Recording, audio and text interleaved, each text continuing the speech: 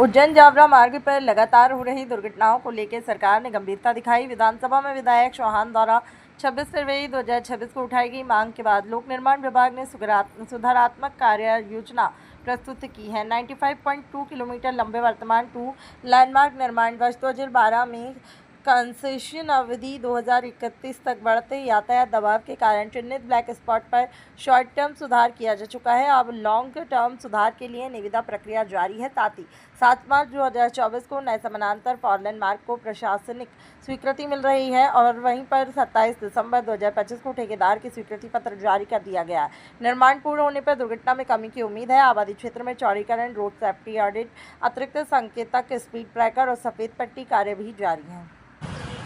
विधानसभा में प्रश्नकालों के दौरान जो मुझे त्वरित कार्रवाई नजर आई, उसमें प्रमुख चीज़ तो ये थी कि नागदा के शासकीय महाविद्यालय का नाम सरकार शासकीय स्वामी विवेकानंद शासकीय स्नातकोत्तर महाविद्यालय ये था, लेकिन यहाँ के स्थानीय लोगों की या विश्वविद्यालय के लोगों की या किसी की भी चतुराई या लापरवाही के कारण वो नाम विलोपित हो गया। और जब वो नाम विलोपित हो गया था तो कागजों पर शासकीय महाविद्यालय नागदा ऐसा करके ही नाम लिखित में आ रहा था और रिकॉर्ड में यही हो रहा था।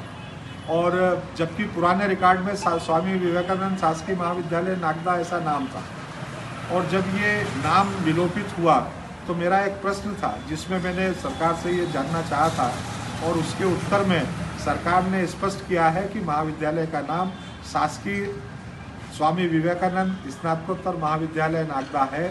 उन्होंने स्वीकार किया है और इसकी लापरवाही के लिए प्राचार्य को नोटिस भी जारी किया। दूसरा मेरा एक प्रश्न था जिसमें एक आउटसोर्स कंपनी जिसने नागदा में सफाई कर्मचारियों को आउटसोर्स पर रखा होगा और कुछ कर्मचारियों की कई माह तक उनका तनख्वाह वेतन नहीं मिला था, उससे संबंधित मेरा एक प्रश्न था। उस प्रश्न के जवाब में और उसकी कार्रवाई में उन कर्मचारियों को तुरंत वेतन मिलने का काम हो गया है, ऐसा मुझे शासन से जानकारी प्राप्त हुई है। तो गरीब लोगों की भलाई की दिशा में ये उनको वेतन उनका प्राप्त हो गया है।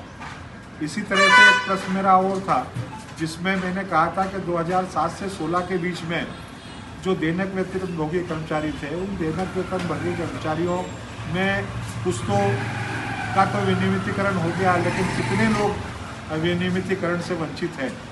तो उस संदर्भ में जानकारी में था कि 5 लोग विनियमितीकरण में वंचित हैं और मुझे प्रश्न के जवाब के साथ मौखिक रूप से माननीय मंत्री जी ने ये आश्वस्त किया है कि उन 5 लोगों का भी विनियमितीकरण करा दिया जाएगा। तो मुझे लगता है कि प्रश्नकाल के दौरान ये जो तीनों बातें तत्काल समाधान की ओर आगे बढ़ी हैं, ये महत्वपूर्ण हो सकती है। किसी का जनमानस का भला हुआ है।